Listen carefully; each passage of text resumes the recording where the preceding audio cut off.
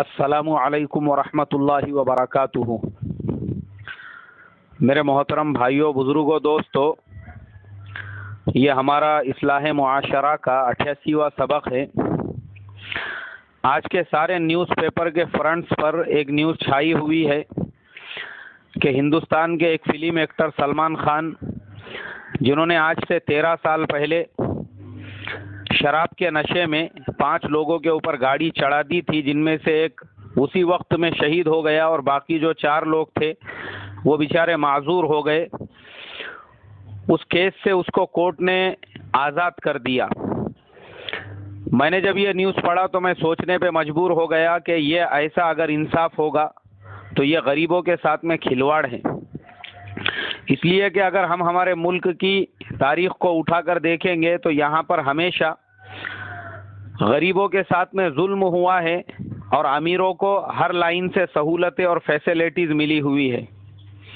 चूँकि सलमान खान एक मशहूर एक्टर है, उसके पीछे बड़ी बड़ी सियासी ताकतें हैं, तो 13 साल तक ये मुकदमा चलता रहा और 13 साल चलने के बाद में सलमान खान को आज़ाद कर दिया गया।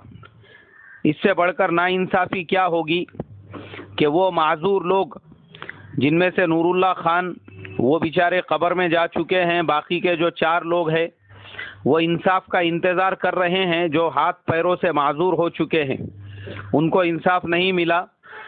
सोचने की बात यह है कि जब ये फ़ैसला आया तो फ़ैसला आने के बाद में सलमान खान के बाहर उसके जो चाहने वाले हैं हज़ारों और लाखों की तादाद में घर के सामने जमा होकर जश्न मनाने लगे। और ये जश्न मनाने वाले कौन है? ये हमारे इंडिया के वो भिखारी है जो बेचारे कभी भी कटोरा लेकर अपने एक्टर्स के और सिंगरों के घरों के बाहर जो है कटोरे लेकर खड़े हो जाते हैं भीख मांगने के वास्ते में। ये वो सब भिखारी है, ये जो फिल्म के कल्चर को इख्तियार करने वाले हैं। ये कोई बहुत समझदार, आजकल हमारे ज़माने में लोग अपने आप को ज़रा सा थोड़ा सा शाइनिंग करके, थोड़े से अच्छे कपड़े पहनकर और एकदम थोड़ा सा टिप टॉप होकर ऐसा समझते हैं कि बस ये बहुत शाना है, बहुत अच्छा है, बहुत स्टैंडर्ड है। हालांकि मैं ऐसे लोगों को भिखारी कहता हूँ जो वेस्टर्न कल्चर को इख्तियार करके अपनी हकीकत को भूलकर कटोरे लेकर अपने एक्टरों के घरों के सामने जो है खड़े हुए होते हैं उनकी एक एक झलक देखने के वास्ते। तो वैसा ही सलमान खान के साथ में भी हुआ। इसके जितने भी भिखारी फैन थे वो सब कटोरे लेकर वहाँ पहुँच गए। और उसके अलावा हमारे मुल्क के बड़े बड़े वजीर, बड़े बड़े मिनिस्टर, बड़े बड़े पैसे वाले और बड़े बड़े डायरेक्टर, प्रोड्यूसर जो फिल्मों में अपने आप को गरीबों का मसीहा बताते हैं, वो तमाम लोग सलमान खान की पीठ थपथपाने के लिए उसके घर पर चले गए। लेकिन सोचो, वो बेचारे गरीब और मजलूम लोग जिनके ऊपर गाड़ी चढ़ाई गई, उनके घर पर कोई भी नहीं गया ये बोलने के लिए या ये देखने के लिए कि तुम्हारे घर का एक फ़र्द चला गया है, अभी तुम्हारे घर का गुजर बसर कैसे चल रहा है, या तुम लोग लंगड़े लूले हो चुके हो, तुम्हारा गुजर बसर कैसे चल रहा है, तुम लोग जिंदे भी है या नहीं है। क्योंकि हमारे दिलों से इंसानियत मर चुकी है। इंसानियत अगर हमारे दिलों में है तो वो सिर्फ मालदारों के लिए है, पैसे वालों के लिए है और सलमान खान के जैसे बेवड़ों के लिए है जो हमारे समाज के नाम पर धब्बे है। ऐसे लोगों के लिए हमदर्दी है। उसके घर के बाहर कतार लगी हुई है और वो गरीबों को कोई पूछने वाला नहीं है। जबकि मैं आपको बता दूं कि यही सलमान खान बीइंग ह्यूमन के नाम से एक ट्रस्ट चलाता है, लेकिन वो ट्रस्ट सिर्फ नॉमिनल है। उसमें करोड़ों रुपये जमा किए जाते हैं जिनके ज़रिए से रास्तों पे, रोडों पे फिरने वाले जो कुत्ते हैं उनको खाना खिलाया जाता है और ऐसे जो गरीब है उनकी मदद नहीं की जाती है। क्योंकि ये लोगों के कल्चर में कुत्तों को पालना, कुत्तों को खिलाना और कुत्तों को जो है उनको रिस्पेक्ट देना इंसान से ज़्यादा बेहतर समझा जाता है। इसलिए इनके नज़दीक कुत्ते की हैसियत इंसानों से ज़्यादा है। अगर इसके नज़दीक थोड़ी बहुत भी मोहब्बत होती थी और ये इंसानियत का हमदर्द होता था तो वो नूरुल्लाह शेख के घर पे जाकर उन लोगों की मदद करता था। आपको पता होना चाहिए कि सलमान खान की सालाना जो इनकम है वो 500 करोड़ रुपये है। उसके हिसाब से अगर हमने एवरेज निकाले तो रोज़ाना की सलमान खान की जो इनकम है वो 1.25 करोड़ रुपये होती है। और वही नूरुल्लाह शेख की जो बेवा है, बड़ी मुश्किल से दिन भर मेहनत मजदूरी करके वो 200 रुपये भी नहीं कमाती है, जिसके अंदर उसको अपने घर का खर्चा और अपने बच्चों को पालना पड़ता है।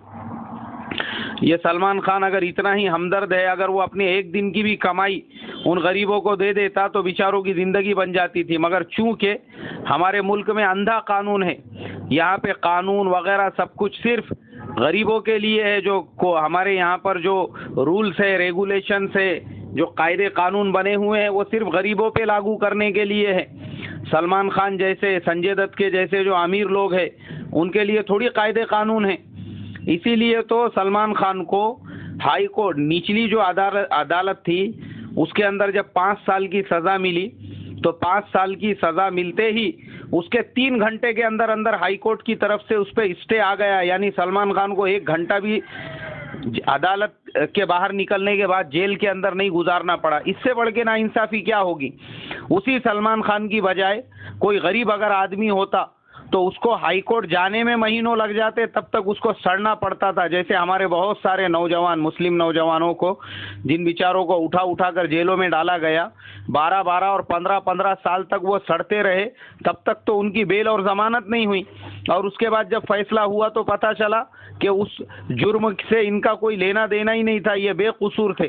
तो यहाँ मुसलमानों के लिए, बेकसूर मुसलमानों के लिए कायदे कानून है कि उनको उठा उठा के बगैर किसी वजह के, बगैर किसी जुर्म के 10-10, 12-12 और 15-15 साल जेलों में रखा जाता है। उनको नहीं मिलता इंसाफ।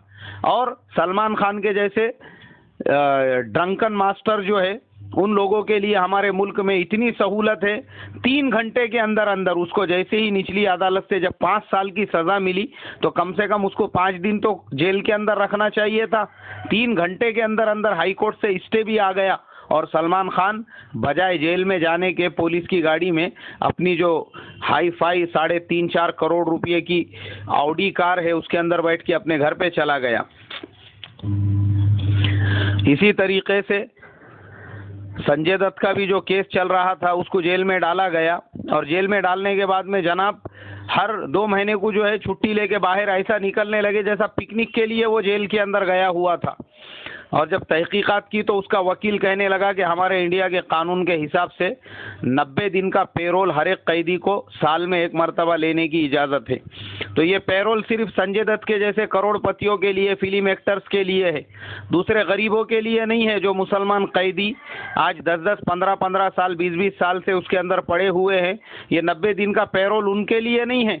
ये सिर्फ संजय दत्त के जैसे लोगों के लिए है कि जो संजय दत्त देशद्रोही है, वो उस पे देशद्रोह का केस चल रहा है।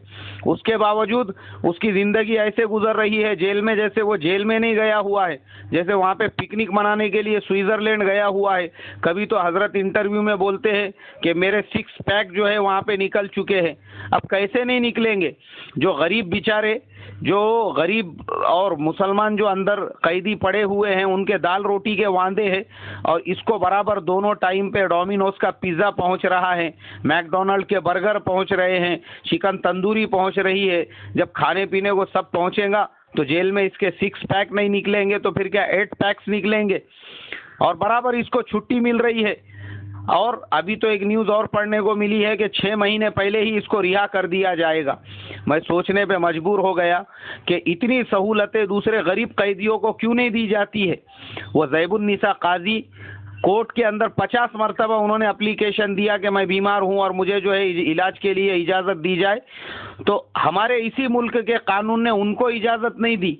और संजय दत्त को बराबर छूट मिल रही है और सलमान खान को बराबर छूट मिल रही है और आज़ाद घूम रहे हैं। वो 5-5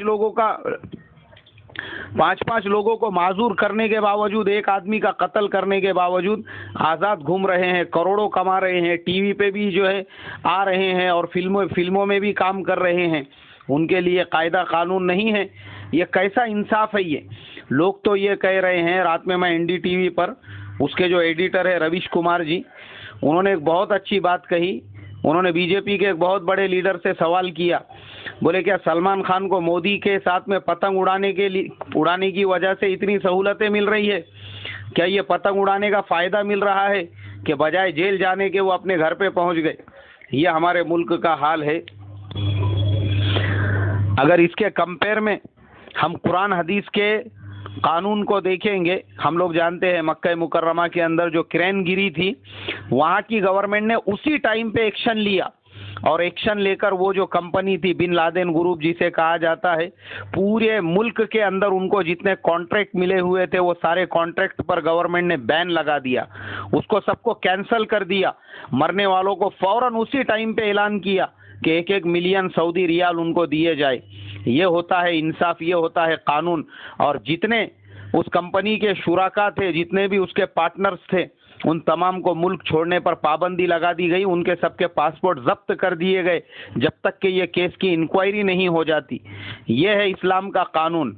उसी वक्त में एक्शन लेकर इनके ऊपर फौरन फैसले किए गए और यहाँ 13 साल तक वो बेचारे इंसाफ का इंतजार करते रहे और 13 साल के बाद उनको मिला तो क्या, सिर्फ रुसवाई मिली, सदमा मिला। इसलिए कि हमारे मुल्क की कोर्टों में सिर्फ तारीख पे तारीख, तारीख पे तारीख, तारीख पे तारीख चलते रहती है और बेचारा जो इंसाफ का तलबगार होता है वो अपनी चप्पलें घस घस कर परेशान हो जाता है, लेकिन उसको इंसाफ नहीं मिलता है अगर आखिरी में तो ये ऐसी रुसवाई मिलती है।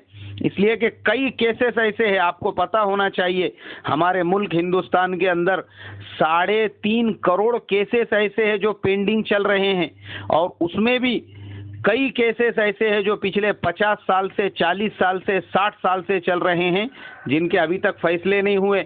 और कई केसेस तो ऐसे हैं जिसके इंतजार के अंदर लोग कब्रों के अंदर जा चुके हैं। और इसके अलावा अगर इंडिया के अलावा आप चाइना को भी देखेंगे, मैं सिर्फ चाइना के आपको 2 एग्जाम्पल दूंगा कि चाइना में आज से 2 साल पहले एक चॉकलेट कंपनी का चॉकलेट खाने की वजह से एक बच्ची को उल्टियाँ हुए, डायरिया हुआ और उसके बाद में उसका इंतकाल हो गया। वहाँ की गवर्नमेंट ने जब इंक्वायरी की तो पता चला कि वो चॉकलेट में जो मिल्क यूज़ किया गया था वो ऐसी गायों का था जिनको फ्लू हो गया था। गवर्नमेंट ने फौरन उस कंपनी पे बैन लगाया और बैन लगाने के बाद में उसकी पूरी इंक्वायरी की और पता चला कि इन लोगों ने घटिया टाइप का दूध वो चॉकलेट में यूज़ किया था। बस उसी बात को लेकर वहाँ के कोर्ट ने उसी टाइम पर फैसला दिया कि ये कंपनी और इस कंपनी के जितने भी पार्टनर्स हैं उन तमाम को फांसी पे लटका दिया जाए। उसी टाइम पर पूरी दुनिया में वो कंपनी का चॉकलेट जहाँ जहाँ पहुँचा, कोर्ट ने फैसला दिया कि वो सारे चॉकलेट को जब्त करके जला दिया जाए और इनको फांसी लगा दी जाए। वो जितने भी पार्टनर थे वो चॉकलेट की कंपनी के, उसी टाइम पे उनको फांसी पे लटका दिया गया। और एक वाकया मैंने चाइना का चंद साल पहले न्यूज़पेपर में पढ़ा था कि वहाँ का एक मिनिस्टर, जिस मिनिस्टर को मरने के बाद पूरे शाही एजाज़ के साथ में दफन किया गया, उसको तोपों की सलामी दी गई और उसके बाद में 15 दिन बाद ये पता चला कि इस मिनिस्टर ने किसी कंपनी से एक कार गिफ्ट में ली थी रिश्वत के तौर पर। उसकी इंक्वायरी की गई और जब ये कंफर्म हो गया कि हाँ वो कार रिश्वत की ही थी, आपको सुनकर हैरत होंगी, उस आदमी की कब्र को खोदा गया, उस मिनिस्टर के जिसको शाही एजाज के साथ दफन किया गया था, और उसकी लाश को निकालकर चौराहे के ऊपर फांसी पे लटका दिया गया। और दुनिया को यह पैगाम दिया गया कि हमारे यहाँ पर नाइंसाफ़ी नहीं है बल्कि इंसाफ है। इसीलिए आज पूरी दुनिया जो चाइना की तरफ झुकी हुई है वो सिर्फ इसलिए नहीं कि वो लोग सस्ते प्रोडक्ट बनाते हैं, सबसे बड़ी बात यह है उन लोगों में ईमानदारी है। और हमारे मुल्क में अंधा कानून है, गरीबों के लिए कोई इंसाफ नहीं है। यहाँ पर कायदे कानून सब गरीबों के लिए बने हुए हैं और अमीरों को हर मामले में हर लाइन से छूट है। उसकी जिंदा मिसाल ये सलमान खान का फैसला है जो कल उसको हाई कोर्ट से आज़ाद कर दिया गया। इस फैसले की वजह से गरीबों के अंदर एक बेचैनी है और वो ये सोच रहे हैं कि क्या ये मुल्क में गरीबों को रहने का कोई हक नहीं है, क्या ये सिर्फ अमीरों का मुल्क है। इसके लिए मेरे मोहतरम बुजुर्गों, दोस्तों, आप तमाम लोगों से दरख्वास्त है, अल्लाह तबारक व ताला से दुआ करे कि अल्लाह हमारे मुल्क के सिस्टम में थोड़ा सा सुधार पैदा करे। और उसके अलावा जुमा का दिन है, सूरह कहफ की तिलावत करे और उसके अलावा जो है चलते फिरते उठते बैठते दुरूद शरीफ पढ़ते रहे। अल्लाह अमल की तौफीक अता फरमाए। अस्सलामु अलैकुम व रहमतुल्लाहि व बरकातहू।